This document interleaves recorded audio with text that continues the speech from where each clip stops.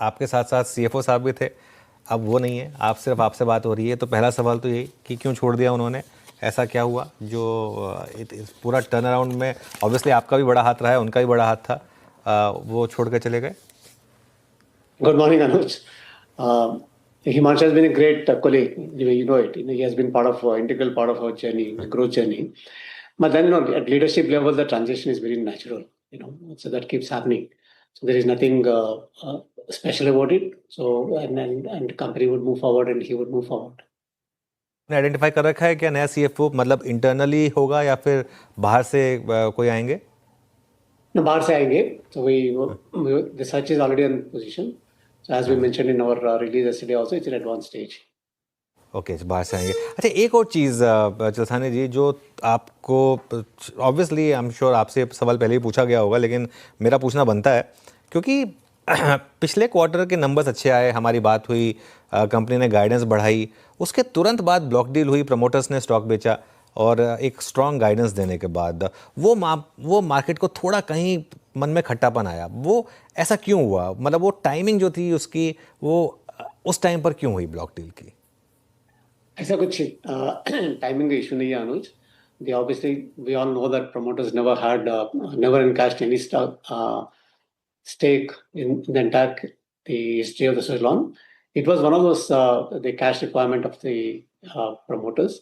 But then I can confidently say that there is absolutely no change in their commitment, and both the brothers are fully involved in the business, and they would be there at the long term. And it's their baby. Suzlon is born out of their vision, and they would always be there. There is no issue. Coincidence था basically, timing जो थी। One time cash requirement, that's it. हाँ ठीक है, और आगे अभी अब प्रमोटर्स का कोई और स्टेक बेचने का मन नहीं है? बिल्कुल नहीं है. And there's, let me repeat, extremely long-term commitment and fully involved in the business on day-to-day basis. और गाइडेंस में कोई चेंज हुआ क्या उसके बाद से, या अभी भी आपकी जो ग्रोथ गाइडेंस थी जो पिछले क्वार्टर में काफ़ी स्ट्रांग थी, उस पर आप अभी भी इंटैक्ट हैं? एकदम. There's absolutely no change in that guidance अनुज. आपके स्टूडियो से दिया हमने, तो 60% on all key parameters, and we stand by that guidance on an annual basis. And in fact, you have seen also even this quarter, most of the areas we crossed 60% in terms of whether it's in terms of EBITDA, in terms of our supply or our commissioning, everywhere we crossed the 60%. Okay, ये वो important मामले जिस पे clarity की ज़रूरत थी। एक वो CFO साहब का इस्तीफा, दूसरा प्रमोटर्स की सेलिंग, और तीसरा वो गाइडेंस। अब आइए आज नतीजों पे। नतीजे अच्छे हैं।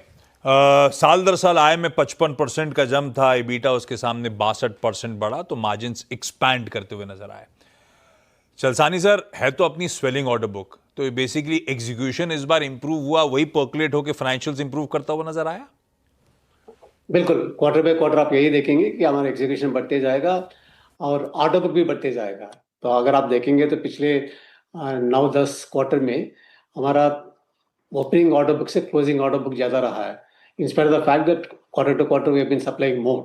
So therefore, there is a consistent growth, sustainable growth in terms of order book as well, and we'll continue to grow quarter by quarter in the same order direction. Book की आपने बात छेड़ी चलसानी सर, वो release कहती है 1 gigawatt orders back करे Q1 में, कुल ऑर्डर बुक खड़ी हो गई 5.7 गीगावाट पे। Q1 में 444 मेगावाट्स की डिलीवरी करी। तो मैं ऐसी गणित कर रहा था, तो मतलब बेसिकली अपने पास अगले 3-4 साल की ऑर्डर बुक के लिहाज से विजिबिलिटी नजर आती है, ऐसा पकड़ूं क्या? और इन गीगावाट्स को अपन करोड़ रुपए में कन्वर्ट करें तो इजी पड़ेगा मुझे थोड़ा सा। तो आप लोग तो एक्सपर्ट है, कन्वर्ट कर सकते हैं. Let's talk about gigawatts, because what matters to clients and us is how much gigawatts you commissioned. Okay, and obviously that in spite of the fact that 444 megawatts is what we supplied, but if you see the opening order book in the last release to this closing order book, we have increased. That means order inflow is more than what we have been supplying, which is what I was mentioning in the previous question. There's a consistent growth in the order book.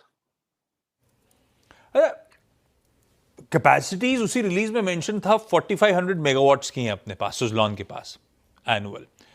एक quarter में best ever Q1 जब execution करा तो 444 megawatts का अपन ने execution करा। What stops us? Swelling order book है, capacities हैं, तो उसे ऑगर क्यों नहीं कर पाते हम? बेहतर स्वेट क्यों नहीं कर पाते? देखिए, first of all, as you rightly said, quarter one, this was the best quarter one ever happened.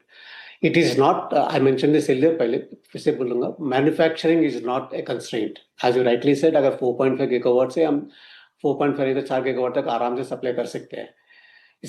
इसका लिंकेज है प्रोजेक्ट से. ओके, तो हमारे से जितने लोग ले रहा है उनका प्रोजेक्ट क्या स्टेज में, what is at what speed they want turbines decides how much turbines we can supply. It is not the manufacturing. तो एज यू राइटली सेड, अगर projects are in a position to take off take, we can easily supply 4 gigawatts in a year.